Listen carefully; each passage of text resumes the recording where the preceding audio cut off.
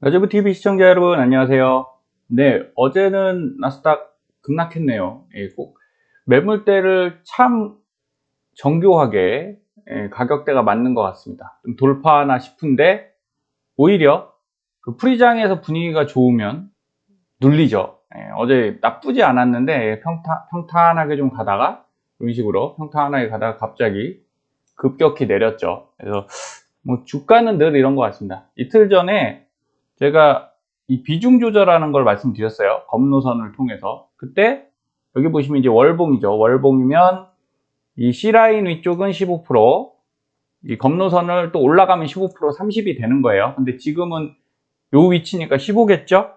그 다음에 주봉, 사실 하루 이틀로 주봉과 월봉이 잘 바뀌진 않아요.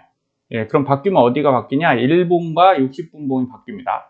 저는 아직은 상승을 보고 있어요. 어제 급락했다고 상승이 끝난 게 아니고, 이건 지켜봐야 되는 거죠. 내려왔다가 지지해주고 올라가면 됩니다.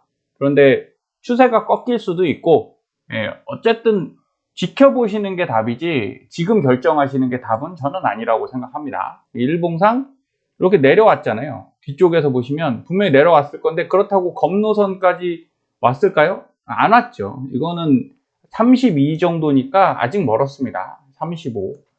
하루 왕창 빠지긴 했어도 이거 뚫고 올라가는 거 어렵지 않거든요.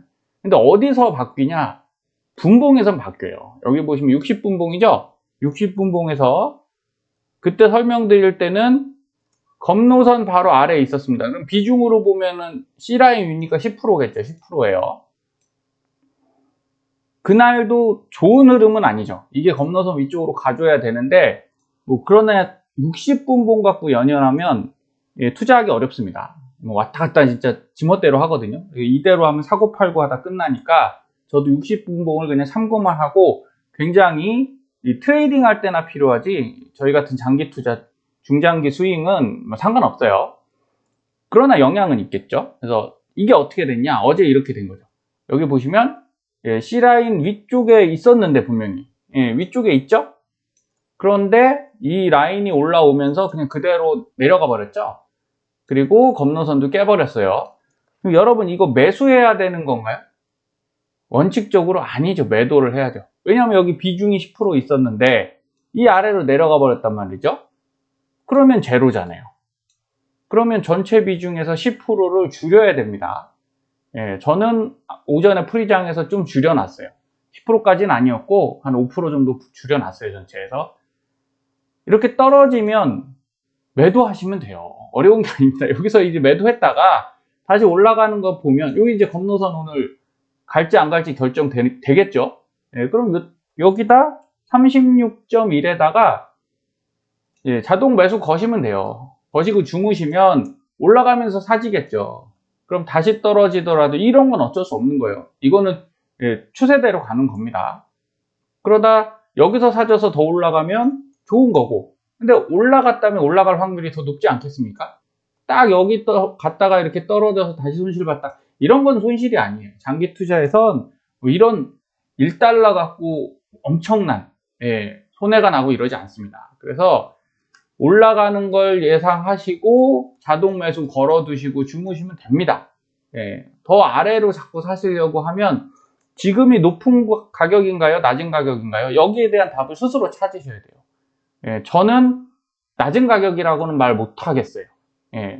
그렇다고 뭐 버블이 껴서 이건 아니지만 그래도 얼마든지 월봉상 보시면 하락도 가능한 구간이니까 자 볼까요? 자 여기 월봉이죠. 여기 월봉입니다. 그러면 저점 16달러 때보다는 높잖아요. 2배 이상 올라온 가격이고 단기 반등은 했죠. 이 위로 보는 건 올라가야 되는 문제라는 거죠. 그래서 이전에 박스를 말씀드려도 여기 이렇게 자르면 이전 고점과 여기죠. 이 박스. 그래서 42까지 갈 수 있다라는 거지. 이건 가봐야 되는 문제고 지금 어디서 힘들어 하고 있어요? 요 라인이죠. 여기 이평선에 걸려갖고 윗꼬리를 계속 달고 있단 말이에요. 그러니까 이게 만만한 일은 아닌 거죠. 이 뚫는 게 돌파가 그렇게 쉬운 문제는 아닙니다. 일봉상 돌파했다고 끝난 게 아니죠. 유지가 돼야 이게 월봉이 올라갈 거잖아요. 그래서 지금 윗꼬리를 달고 있습니다. 그래서 이게 힘이 몇 번 시도하다가 돌파를 못하면 어떻게 돼요? 떨어지는 거죠. 그러나 여기 보시면 이제 하단 우물 왔잖아요. 예, 길게 보면 올해랑 내년까지 보면 또 밀리더라도 올라갈 수 있는 위치다. 만약에 여기까지 쌍바닥을 뭐 20 중반까지 한번 다시 시도한다고 하면 그래도 그 다음 올라갈 수 있거든요. 그러니까 침체가 선반영됐다고 생각하면 충분히 뭐 10달러대 이렇게까지는 섣부르게 그렇게 예상을 하는 게 아니에요. 예, 현재 상태에서 그렇게 생각하면 투자를 말아야죠. 예, 다 매도해야 됩니다. 예, 그러지 마시고 단기간을 잘 대응하시면 됩니다. 그래서 여기 뚫는데 조금 고생을 하는구나. 대신에 못 뚫겠다 이런 게 아니죠. 뚫을 수도 있고 못 뚫을 수도 있으니까 두 가지에 다 대비를 하시면 돼요. 240분봉 보면 제가 헤드앤숄더 나타났다고 말씀 계속 드렸잖아요. 그죠? 네, 여기 상승, 그 다음에 머리가 나타났고 이제 내려온 거죠. 그럼 여기서 다시 한번 보통 반등합니다. 예, 보통 반등하는데 여기를 못 뚫고 요 근처까지 37까지 갔다가 이렇게 내려가면 많이 내려가겠죠. 근데 얘를 다시 어때요? 끌어올려서 전고를 돌파하고 이렇게 올라가면 뭐 이렇게 눌렸다가 올라가더라도 이러면 다시 끌어올려 가는 거예요. 그래서 지금 결정된 건 아무것도 없다. 이렇게 생각하시면 됩니다. 이렇게. 그런데 이제 어제까지는 상승 추세였는데 오늘은 어쨌든 하락의 한 걸음을 다가갔죠. 그러니까 지금 프리장에서 반등하고 있죠. 그러니까 얘를 뚫고 얘를 뚫고 얘를 뚫고 해야 되기 때문에 누군가가 또 돈을 넣어줘야 된다는 겁니다. 그럼 기관에서 사지 않으면 개인들이 이걸 사서 올리기는 쉽지 않다. 그래서 결국은 의도는 누구대로 갈 것이다. 기관들의 그 미국의 월가의 자금에 의해서 결정될 겁니다. 그래서 우리가 이걸 바꾸려고 노력할 필요는 없다라는 거예요. 보셔서 내려가면 매도하세요. 매도하셔서 더 싼 가격을 우리가 노리면 되고, 근데 가격대는 딱 이렇게 돼 있죠. 34에서 지지하는 게 제일 좋습니다. 34.5. 이전 슈팅이 나오고 나서 고점 부분. 여기서 반등하는 게 가장 좋은데, 우선 반등은 했죠. 시장에서. 좀 더 가서 어디까지 봐야 됩니까? 36까지는 올라가 줘야 돼요. 이게 올라가야 위로 가지 여기서 또 부딪혀서 내려올 수 있습니다. 그래서 이런 정도 참고하시고 그 다음 내려가면 어디야? 33.5입니다. 그리고 32. 그러면 우리는 어떻게 돼야 되냐? 매도했다가 여러분 수익이신 분은 매도하세요. 20, 30% 매도했다가 여기 내려가면 10%더 사시고 그리고 여기 내려가면 뭐 15나 20% 더 사시면 됩니다. 그러면 있는 돈에서 다시 산 거니까 플러스 마이너스 생각하면 어쨌든 여기서 손실을 더 먹는 것보단 수익을 내고 그리고 나서 다시 사는 게 여러분 계좌에는 훨씬 큰 도움이 됩니다. 연속으로 하시다 보면 이게 계좌를 훨씬 잘 지켜줘요. 그런데 팔았는데도 불구하고 위로 올라갔다. 그러면 여기서 만약에 30%를 익절하셨으면 30% 다 삽니까? 아니에요. 여기서 10% 사시고 또 여기 올라갈 때 10% 사시고 그 위에 뭐 39 정도 갔을 때 또 10% 사시면 되는 겁니다. 어차피 또 수익이니까 여러분이 손해보실 일 없겠죠? 이렇게 대응하시면 되는 문제니까 주식은 의외로 간단해요. 심플해요. 사람들의 심리가 수익을 더 내고 싶은 심리가 복잡한 거지 방법은 간단하다 이렇게 말씀드립니다. 자, 주봉상에서 봤을 때 여러분 여기에요. 요 위치 딱 여기죠. 아래 꼬리단 장대 양봉이 올라왔다가 그대로 윗꼬리 달고 음봉 나왔죠. 근데 약간은 요번 주는 지켜보셔야 돼요. 아직 끝난 거 아니죠. 이거 모양이 바뀔 수 있습니다. 근데 약간 그런 모양으로 가죠. 전주에 아래 꼬리 달고 위로 올라왔는데 장대 양봉은 아니죠. 그냥 이제 아래 꼬리만 긴 양봉이 올라왔다가 지금 이게 더 내려가서 이렇게 되면 이제 문제가 되는 거죠. 이렇게 2m로 형성돼서 뭐 한 32에 끝났다. 그러면 이건 거의 밀리겠죠. 그래서 움직이는 겁니다. 주가는 움직이는 거고 지수 위치는 당연히 움직이는 거니까 여기만 보면 하락으로 보여서 아유 위험하다 할 수 있지만 그렇지 않다는 거예요. 여기 이렇게 지지선들이 내려가기 때문에 저는 여기서 아마 반등할 수 있는 확률이 있다고 보는 거고 그럼 이전에는 왜 밀렸냐? 하락장이잖아요. 하락장 안에 있고 지지선들이 변변한 게 없어요. 예, 여기는 이 밑에 지나가는 거 이평선도 없죠. 예, 뭐 이런 식으로 받쳐주고서 뭐가 올라와야 되는데 그런 게 없었습니다. 그래서 이때보다는 지금이 같은 형태이지만 모양새는 더 좋은 겁니다. 좋은 건데 단정 짓진 마시자. 그래서 요 가격대 잘 참고하셔서 위아래로 아래에서 다시 재매수 하셨다가 안 되면 손절하시면 됩니다. 다시 손절하시고 이 아래 가격대 다시 사고 이런 패턴으로 계좌 관리를 하시면 돼요. 자, 일봉상 봐도 비슷한 패턴이긴 합니다. 근데 제가 이 말씀을 드리는 이유가 자, 이 근처인데 보시자고요. 과거에 아까 그 위치를 보면 올라갔다가 내려갔죠. 이렇게 그러면 사실 이렇게 내려가는 거잖아요.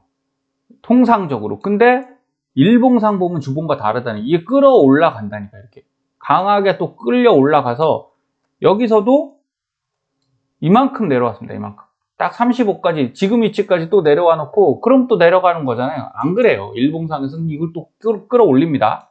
네, 그래 놓고 또 내려가고 여기서도 양봉 또 나왔죠. 그 다음날 또 올리고 이런 식으로 움직이기 때문에 이렇게 내려갔다가 끝부분에 어때요? 여기 한번 또 세게 올렸죠. 이래서 어려운 거예요. 여러분들이 하루하루 일봉 보고도 쉽지 않은 게 바로 이런 부분입니다. 하지만 명확한 건 뭐다? 추세라는 게 있고 지금은 추세가 꺾였다라고 말할 게 없다라는 거예요. 이게 꺾이려면 다시 말씀드리지만 올라갔다가도 다시 내려서 어디요? 여기 피봇 2차 지지선인 33달러를 하회 또는 겁노선을 깨고 내려올 때 그리고 아래 뭐가 있어요? 여기 300일 이평선 있죠? 이게 31.5 정도 될 것 같은데 여기를 깨고 내려간 이 세 개가 공통적으로 다 깨지잖아요. 그럼 이제 완전히 하락으로 봐야죠. 그럼 요 구간 동안 뭐 아깝다고 생각하시면 안 돼요. 이거는 우리가 뭐 안 좋은 예일 수는 있는데 뭐 문제가 생기면 변호사 써서 소송 같은 거 하죠. 그러면 결론이 없어요. 법으로 보면 참 억울한 일 많이 생깁니다. 내가 소송 낸다고 무조건 이기는 것도 아니고. 근데 변호사비는 내죠, 여러분. 이유는 결론이 안 났기 때문에 그래요. 결과를 확인할 수 없으니까 그런 거고 그 비용이라고 생각하시면 편합니다. 확실한 추세를 확인하기 위해서는 당연히 비용이 발생한다. 그 비용을 줄이고 싶으신 분들은 위쪽에서 익절하시고 그냥 기다리면 좋고요. 그런데 올라가서 아깝다. 이런 마인드는 안 된다는 거예요. 소콜 하셔야 됩니다. 한쪽만. 난 확실히 할 거야. 그러면 익절하시고 기다렸다가 아예 떨어진 다음에 사시고요. 근데 통상적으로 제가 뭐라고 말씀드렸어요. 요 위쪽에 올라가면 이 점선 돌파했죠? 그러면 한번 밀린다고 방송에서 여러 번 말씀드렸죠? 어디까지 보통 밀리냐? 여기까지 간다고 말씀드렸어요. 그러니까 오를 수도 있고 내릴 수도 있지만 지금 위치는 눌려도 아무도 이상하지 않은 거예요. 눌릴만한 위치다. 대신에 바람은 어때요? 올라가는 게 좋죠. 굳이 뭘 내려갑니까? 조금 더 싸게 사서 얼마나 더 벌겠다고. 그냥 쭉 가는 게 더 좋을 수 있어요. 그래서 여러분들도 양쪽을 대응하시되 양쪽 다 가지시려고 하면 안 됩니다. 한쪽은 깔끔하게 포기하셔야 돼요. 자, 테슬라는 다 주봉이에요. 주봉상 위치 좀 더 올라갈 수 있을 것 같아요. 점선 여기죠? 점선 여기여서 조금 더 올라가서 250달러까지는 갈 수 있다고 봐요. 눌리더라도 여기 갔다가 여기서 꺾이든 아니면 돌파도 할 수 있어 보입니다. 이 그림상은 차트상에선 힘이 그래도 나쁘지 않거든요. 그리고 호재도 있고 해서 조금 더 올라갈 수 있는데 여기까지 요 핑크색 라인 있죠? 요 핑크색 라인이 260 정도 되는데 요때는 조금 이제 힘이 힘들어 할 수 있어요. 주가가 힘들어 할 수 있어요. 왜냐하면 과거에 보면 여기 이렇게 꼬리 달리고 이쪽에서 한번 스톱 됐죠? 그게 요 정도 돼요. 275 정도 되고 박스로 나누면 저가가 자, 이렇게 보시면 되겠죠. 이런 형태로 박스로 나뉘거든요. 그게 딱 거의 이제 250 요 수준이라는 거죠. 그러니까 여기는 어려운 구간이에요. 그래서 정말 테슬라가 힘을 내면 올라가고 아니면 여기 밀릴 수 있다. 얘 밀리면 당연히 안 좋겠죠. 근데 엔비디아가 힘이 좀 없어요, 이제는. 올 만큼 왔고 419를 찍은 이후에는 지금 밀리고 있는 거 눈에 보이시죠? 이거 반등 올라가도요. 이걸 뚫고 올라가기는 만만치 않은 그림입니다. 그럼 엔비디아가 내려간다 그러는 건 당연히 SOX한테는 좋은 소식은 아니겠죠. 그러니까 좀 조심하셔야 될 구간이 왔고, 또 어쨌든 둘 다 힘내서 올라가야만 지수는 쌍끌이가 될 겁니다. 하지만 테슬라보다는 엔비디아가 이제 하락에 영향을 더 줄 수도 있어 보여요. 그러니까 조심하시자. 이게 어렵겠죠. 그래서 오를 땐 좋은데 네, 또 오른 다음엔 또 그런 애환이 있죠. 그래서 이전 고점이 여기잖아요. 320, 335 정도 되겠네요. 요쯤 가시면 여러분 이렇게 내려가잖아요. 그러면 이거 깨고 내려가면 많이 내려갑니다. 그러니까 추매하실 생각보다는 익절하실 생각을 하셔야 돼요. 자, 국내도 보면, 자, 우리가 그 높은 가격대 주식이 매력적이에요. 왜냐하면 많이 오르거든요. 눈에 봐도 너무 화려하고 예쁩니다. 에코프로죠. 제가 지난 방송에서 애매한 상승이다라고 말씀드렸어요. 꼭지를 갖고 여러분이 개인 투자자로서 손실 안 보는 방법, 이거 무조건 외우시라는 거예요. 위쪽에 헤드앤숄더만 여러분이 간파하시면 당하지 않습니다. 이거 진짜 중요해요. 올라왔다 어떻게 돼요? 내려가죠. 반등해서 또 윗골이 달죠. 그리고 나서 조정받고 내려와서 슈팅 나왔잖아요. 근데 제가 이틀 전 방송에서 뭐라고 했나요? 어제인가 보네요. 어제. 이렇게 세게 안 간다라고 말씀드렸죠. 보통 일반 애들은 이렇게 세게 안 가는데 이렇게 갔죠. 그래 놓고 바로 다음날 윗골이 달잖아요. 그러면 이거 좋은 신호는 아닙니다. 그렇다고 무조건 하락한다 이 얘기 아니라고 말씀드렸어요. 하지만 상승폭이 너무 없다는 거예요. 지금 가서 82만원까지 끝까지 간다는 보장도 없고, 이쯤 가면 중반 여기 핑크색 라인 있죠? S밴드 1차 매도 라인입니다. 이게 이제 73 정도 돼요. 이때 가면 또 밀릴 수 있기 때문에 지금 매수하셔서 단기 트레이딩도 가능하지만 여기서 바로 이렇게 내려갈 수도 있으니까 리스크가 크잖아요. 좀 2차 전지가 좋고 앞으로 비전 분명히 좋아요. 그러면 여러분 에코프로를 지금부터 사셔야 되냐? 그건 아니라는 거죠.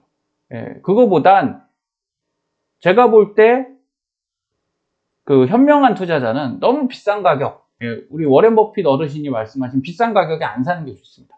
그럴 바엔 뭘 사는 게 낫냐? 이게 낫다는 거예요. LG화학. LG화학은 이쪽에서 다 고점 잡았죠?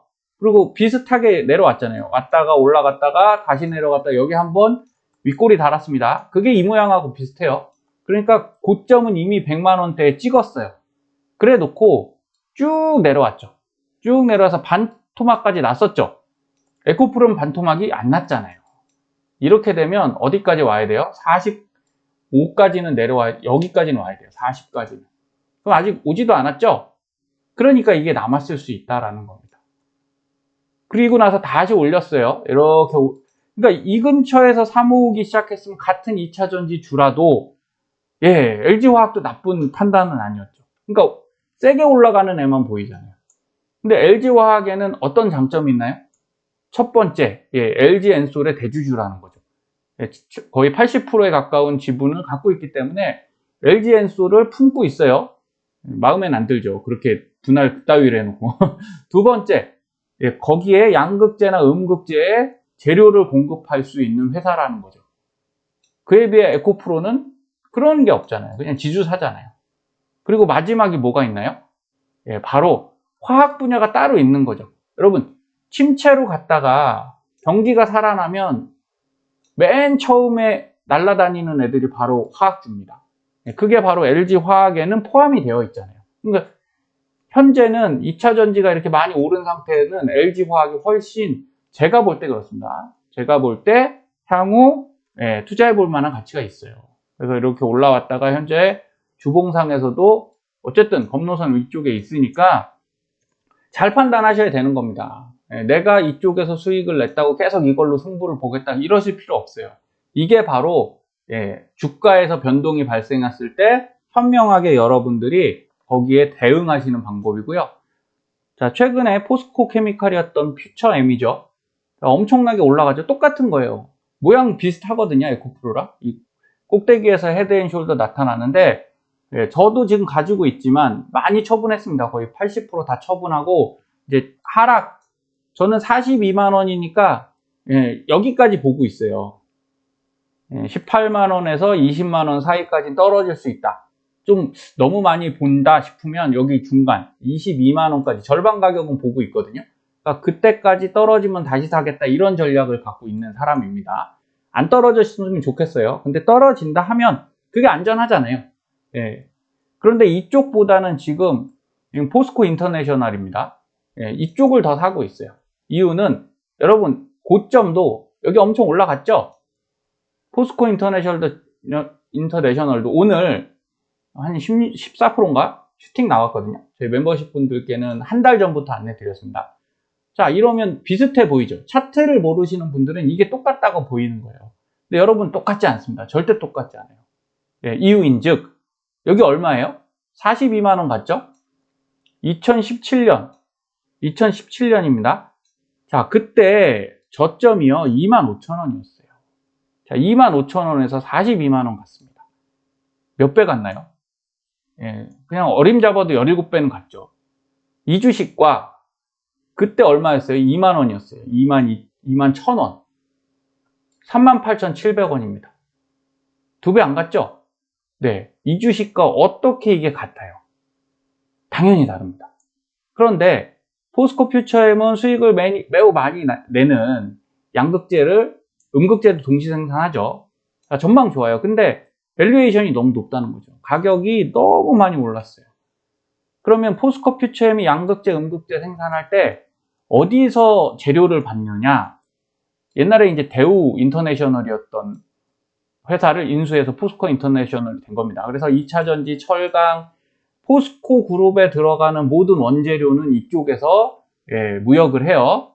그러면 옛날에 그 골드러시, 서부에 금광을 캐러 그 엄청난 러시가 일어났을 때 돈 누가 벌었다고요? 리바이스, 청바지 타신 분들이 돈 벌었듯이 결국은 2차 전지가 이렇게 날아갈 때 조용히 돈 벌고 있는 데들은 바로 그 원재료를 수출 수입하는 곳이겠죠. 그게 바로 여기라는 거예요. 그래서 추천을 드리는 게 아니라 생각을 그렇게 바꾸시면 여러분들이 침체에 대비를 하실 수 있고요. 물론 이게 미국 주식 위주로 하시면 좋은데 저도 그것까지는 타분석을 할 수가 없습니다. 그래서 그냥 편안한 국내 주식도 같이 하는 거고, 미국은 TQ 갖고 가면 되죠. 빅테크의 결합체인 TQ만 잘 하셔도 저는 큰 문제 없다고 봅니다. 그래서 이런 식으로 이제 침체를 대비하는 건 여러분 주식을 매도하는 게 아니고요. 손절해서 없애는 게 아니에요. 제로로 맞추는 게 아니라 침체에도 강하면서 성장성이 있어서 나중에 돈을 벌 만한 회사를 찾아서 투자를 하시는 겁니다. 이거 꼭 명심하셔서 뭐 떨어진다고 너무 두려워하실 필요 없고요. 이걸 보시면 될 것 같아요. 한 주당 수십만 원이 넘는 대장주들은 비싸요. 이게 대장주의 함정이고요. 워렌 버핏 어르신이 하는 말 반드시 명심하자는 거예요. 불황은 또한 기회다. 이 좋은 주식도 떨어질 거잖아요. 싸게 살 수 있는 기회이고요. 두 번째, 하락 구간에서 대장주도 다 빠지고 다 빠집니다. 그런데 의외로 덜 빠지는 애들이 있어요. 그게 뭐냐? 저평가 우량주입니다. 워낙 싸요. 지금도 싸기 때문에 더 떨어질 게 별로 없어요. 그런 애들이 나중에 경기 풀리면 훨씬 큰 이익을 줄 수 있습니다. 그래서 여러분 포트를 TQ, 우량주식 TQ는 딱 배치하시고 나머지 저평가 우량주들로 좀 채워보세요. 그러면 향후에 잘 시기 지나고 나서는 이것이 기회가 될 것이다. 저는 이렇게 생각하고요. 자, 돈을 버는 것보다 더 중요한 건 여러분의 소중한 자산을 지키는 겁니다. 그래서 워렌 버핏이 이 돈 많은 분들도 검소하다고 하잖아요. 우리는 진짜 뭐 비싼 커피, 외식, 해외여행 잘합니다. 이렇게 보면 지금도 불황인데 공항은 뭐 만석인 것 같아요. 비행기 꽉꽉 차요. 그러면서 우리가 부자가 되려고 하기는 조금 어렵지 않나. 저는 강의 중에도 이런 생각을 종종 말씀드립니다. 그래서 자료를 읽고 또 읽으며 투자를 하는데 우리가 너무 주변 얘기만 듣고 뉴스 얘기 좋다 그러면 너무 그렇게 돈을 쉽게 태우는 게 아닌가 한번 고민해 보시고요. 여러분 자산을 불리기 위해서 여러분 어떻게 하시는지 정말 한번 이번 기회에 검토해 보시는 시기가 되셨으면 좋겠습니다. 오늘도 하락하더라도요, 불황은 기회입니다. 너무 걱정하지 마시고 현금 잘 들고 계시면 되세요. 좋은 하루 되십시오. 감사합니다.